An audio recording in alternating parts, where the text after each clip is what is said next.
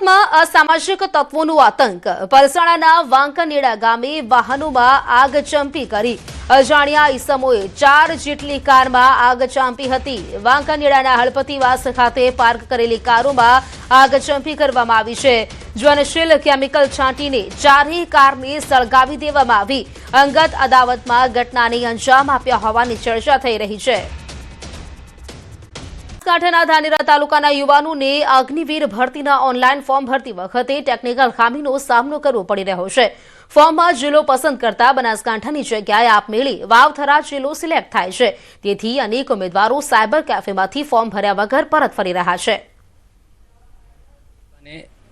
વાવથરા જિલ્લા સાથે દર્શાવેલ છે, જેથી કરીને ધાનેરા તાલુકાના યુવાનો ફોર્મ ભરતો જાય છે, પણ ડોમિસાઇલ સર્ટિફિકેટ અને પોલીસ વેરિફિકેશન સર્ટિફિકેટમાં એમનો જિલ્લો બનાસકાંઠા હોય, તેથી ફોર્મ સબમિટ એમનું વાવથરા તરીકે થયેલ હોય તો જે તે સમયે એમનું ફોર્મ રિજેક્ટ થવાની ખૂબ જ શક્યતા હોય। ભરતીમાં જ્યારે મારે ફોર્મ ભરવા અપ્લાય કરવા ગયો હતો ત્યારે વેબસાઇટમાં બતાવે છે કે તમારે બનાસકાંઠા જિલ્લાની જગ્યાએ વાવથરા જ બતાવે છે।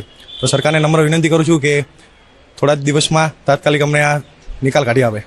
બનાસકાંઠાનું આવે અને ફોર્મ વાવથરાજમાં ભરાય છે, તો હવે અમારે ફોર્મ ભરવા જ્યારે જઈએ અગ્નિવીરની પરીક્ષા આપવા ત્યારે અમારું ફોર્મ રિજેક્ટ કરે છે, તો આ તૈયારીઓ સુધારો કરવા વિનંતી છે।